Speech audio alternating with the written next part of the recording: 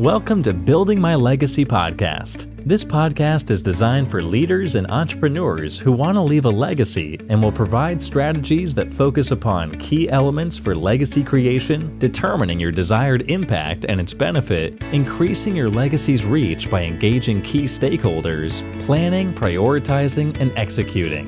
Here's your host, Dr. Lois Sonstegard.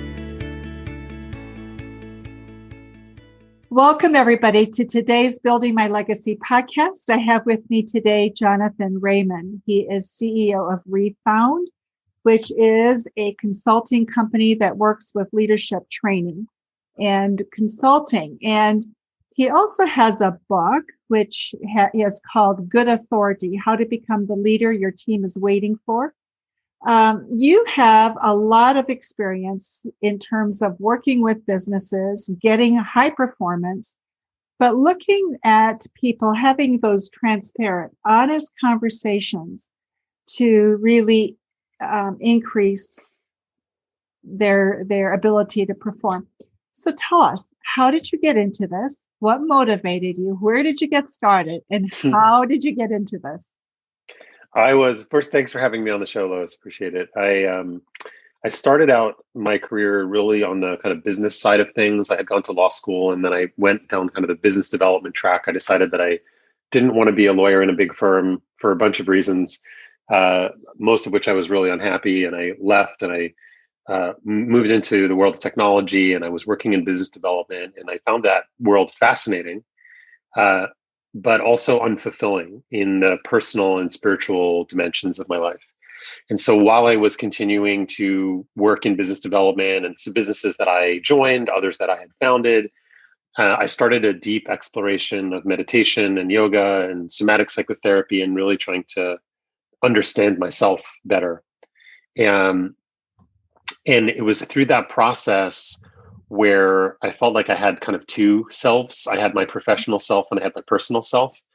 And I was passionate about both of those things, but I couldn't figure out how to bring both of those worlds together. And it became really important for me to do that because it was the tension between those two of who I felt like I was becoming in my personal life and my heart of hearts and things that really mattered to me and my values were getting further and further apart from the businesses that I was a part of and the people that I was being asked to support and to put up there as leaders. And so it was in that sort of crucible where I decided to leave the work that I was doing. I was the CEO of a business and I had a very deep dispute with the chairman of the board about our direction and our values. And I decided to create my own business, which is now Refound, to bring those two worlds together. How do we grow businesses? How do we build high-performing cultures? How do we reach ambitious objectives and do that in a way that is deeply human, not surface level marketing, sort of greenwashing, like, oh, we're a people first business, but actually do that in a way where human beings are brought along for the journey and they get to become better versions of themselves as part of the journey of becoming a better, more profitable, more sustainable business. So that's how I got into it. I love working with people. I love working with CEOs and presidents who face these unbelievable challenges, right? Of trying to reach these goals, trying to do it in a human way, in an incredibly chaotic world. So I feel very privileged to work with the people that I do and get to be part of those conversations. So how do you begin that conversation? How does the CEO come to you? Because especially right now, we're hearing that people are really running very fast to try and catch up on lost revenue. Yep. And so how are you going about having these conversations? Historically, it's been a word of mouth type of thing, is that, people have said, hey, you should call Jonathan. And of course, I have an amazing team of people who do a lot of things better than I do. But it'll usually start with a CEO, sends me an email through our website. It's pretty simple, jonathan@refound.com. They'll send me an email and say, hey, I heard you talk on this podcast, or a friend of mine said we should talk. And the first thing that I try to do is really understand the nature of the world that they're in. One of our core values is meeting people where they are. And having been a CEO multiple times and as a CEO today, it's very easy to talk about leadership development and management training and all this kind of culture stuff in an abstract way And that's not helpful for a CEO because that doesn't make sense to the the revenue goals, profitability goals, timeline goals that they have. So I really try to understand the world that they're looking at, and I feel like it's my job to start to weave a story to say, okay, well, let's talk about how that might be connected to the behavior of your leaders, to the behavior of you, to your behavior, to some of the dynamics in the culture.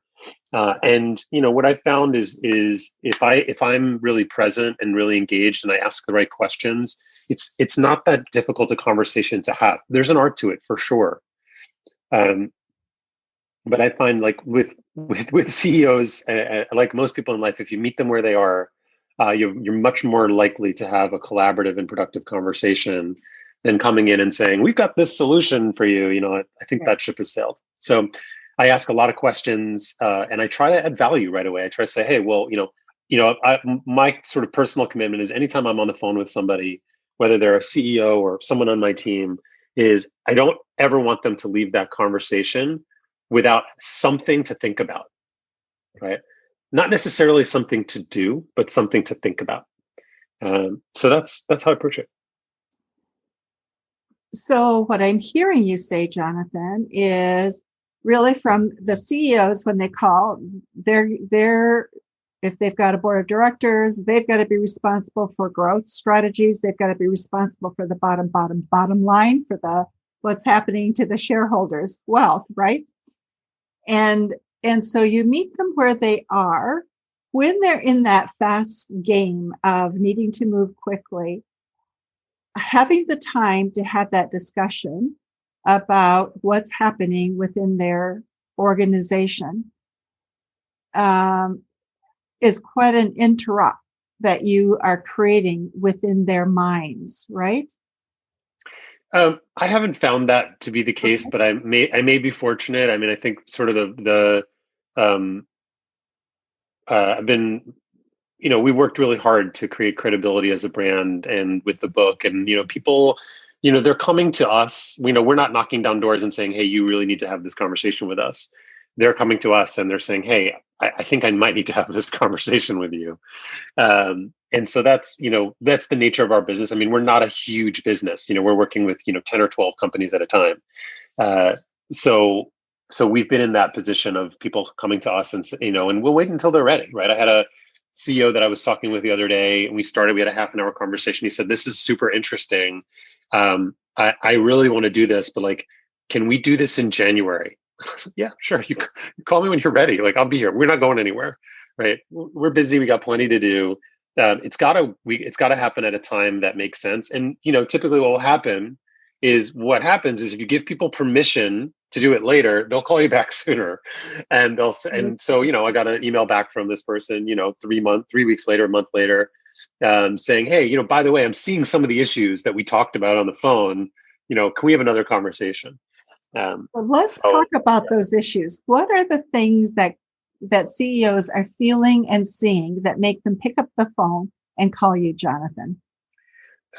We could probably cut in a few different ways, but I would say the primary motivation for people calling Refound and calling me is, I don't know how to get my leaders to look around corners with the precision and with the urgency that I do. And so I know they're working hard. I know they're good people. They have expertise in their domain, but they're too much in the weeds day to day. They're too much hand-holding their teams. They're too in it. And I don't have, these are my words, and they don't necessarily articulate it exactly in this way, but I feel like I don't have a group of leaders that are really thinking about the future of this business, the future of this enterprise, with the precision, with the urgency, and with the level of context that I need them to. And I'm frustrated. What do I do? And that's usually where the conversation starts in one form or another. And then the sequela to that is, we've grown a lot. We have all of these managers who've come in. They're smart people, they're good people, they're talented, whatever. But so a lot of times people will say things like, "I'm not exactly sure what it is, but I know we're not optimized as a business. We have a lot of people, we have a lot of overhead. if people are working hard, I get that, but I don't see, it feels like we're starting to slow down. It feels like we're starting to get bogged down in too much process, and we're too much past the buck, and too many, all the classic things that happen in an organization as it grows, because we spend much more time thinking about sales, the next sale, than the next conversation, right? And so as a result, we bring in a lot of sales. We're lucky, but we didn't invest in the conversations, and so those two things start to create a lot of friction. So what keeps them really from moving ahead? They see what the need is. What keeps them from being able to do something about that? You would think that smart people can have these conversations, right? Yeah.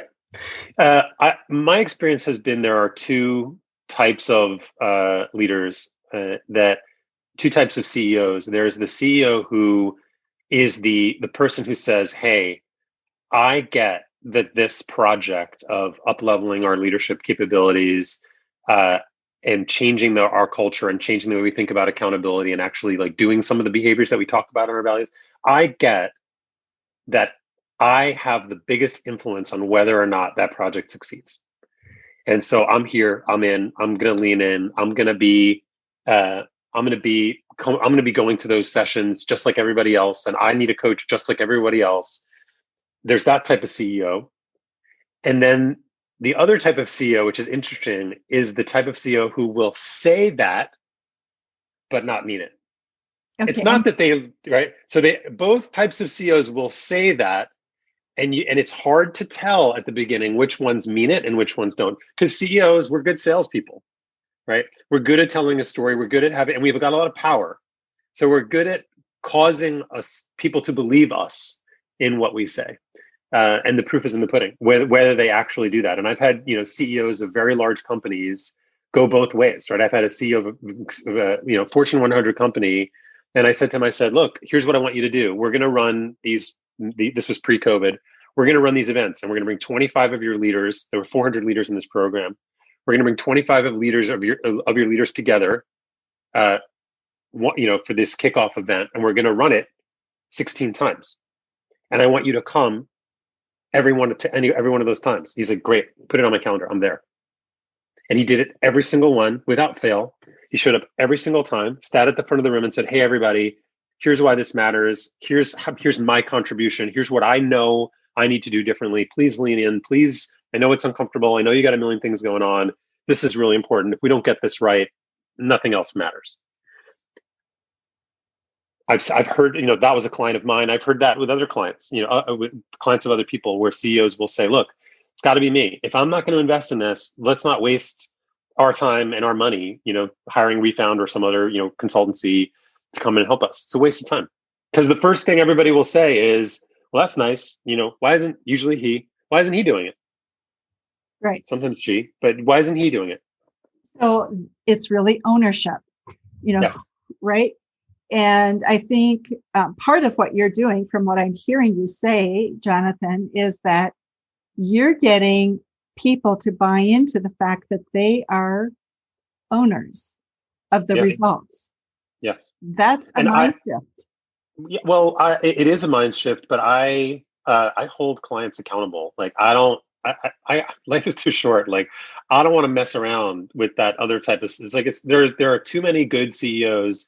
Good-hearted CEOs who, with a little bit of guidance and some good conversations, can pivot, are capable of doing the right things. So the ones who want to sell me a bill of goods and tell me it's everybody else, like I don't have time for that. So we'll have those conversations and we'll get there. But I hold people accountable, right? And if clients don't do their part of the work, then we fire them. Like I sat down with a Silicon Valley CEO a couple of years ago, and it was a time when we needed business, and we weren't in a great run. And this guy was like, he thought he was Beyonce basically. And I'm just like, look, I don't think we're the right fit. Like I need much more humility from you than you're. And he was a nice guy. He was smart. He may have even been brilliant in his industry, but that's not going to work. You can find somebody else. Find somebody else. being smart, sometimes it's our own worst enemy, right? It is. It We is think indeed. we have all the answers and we don't. Yeah, and it's ironic because like we work with a lot of engineering heavy organizations, highly technical. That's the way of the world these days, and I find it's ironic to me that people who are incredibly smart and gifted in a particular technical area, it could be engineering, could be law, could be finance, marketing, whatever, that it's hard for me to compute. Like, why is it so hard to say, you know what, I'm really good at that, and I really suck at this other thing? Like, why is that so hard? I don't understand it. I don't get it. Like, you're great at this thing. Can't you? Isn't it okay that you suck at this other thing? We can help you, but we can't help you until you admit that you suck at it. Right. But I think it's because of the way we're socialized through our Yes. education process. And it's also what happens in the corporate world. You think that if you've got a weakness, it gives people a reason to let you go. Yeah. And so there's a lot of fear that operates under that. Indeed. That truthfulness that you really need. There's a guy a writer who wrote a great piece. I'm a surfer, and he wrote a great piece about surfing. And one of the things that he loves about it is that he's bad at it. And that's one of the things that I love about it, is I'm not good at it. I'm okay, right? I wouldn't say I'm bad at it, but I'm not good at it, right? But I love it because I go out there in the morning and I'm humbled by the ocean every single time, right? Even I think I caught a great wave. The next wave knocks me on my head and I'm held underwater and I think I'm going to die for 3 seconds, right? It's like, I wish in schools we graded kids on their ability to be bad at things and not only on their ability to be good at things. Or their ability to self-appraise and say, this is where my strength is, and I'll use that strength to help me with this other piece. That too. Right. Where do you see business heading with what you see happening? I'm hearing you say that there's a trajectory with CEOs that are like this in two different paths, right? Mm-hmm. So where do you see business heading and the future, really, in terms of how we're going to see growth and how we're going to see businesses operating? Well, I'll start by saying my bias is definitely North American bias. The vast majority of our clients are here in North America, some internationally, but most of what I'm going to say is from that perspective. I think we're going to see a lot more employee activism and demand that the company live by a set of values that employees align with. And I think you saw recently, Amazon came out, Biden administration came out and said, hey, we're going to increase the tax on corporations. You got to pay your fair share. And I wasn't there in the room, but I'm sure the powers that be at Amazon said, hey, what do we want to say about this? Do we want to be on the side of corporations who are saying, yes, we need to pay our fair share, or do we want to not be that? And I'm sure the voices that they were hearing in their ears was largely their employees. They're high paid, talented, and low paid people who are like, I want to work someplace that cares about the world. I want to work someplace that cares about the planet. And that's what's happening, is people are increasingly unwilling to tolerate a disconnect between the company that they work for and what they want to see out in the world. And then we're at the beginning of that with respect to LGBTQ plus issues, all the stuff around people of color, women of color, and technology in particular is an issue we've been talking a lot about recently at Refound. Climate change, societal like all of those things, social justice, and it doesn't mean, people like to paint this world really binary. We're going to look back at this time 20 years from now and be like, of course, yeah, of course, like that's of course what was going to happen. Who thought that wasn't what was going to happen? They are nuts. But that's where the world is. Our time is almost up, Jonathan. It goes very, very fast. You've got so much to offer. What have we left out that people should think about that we've missed?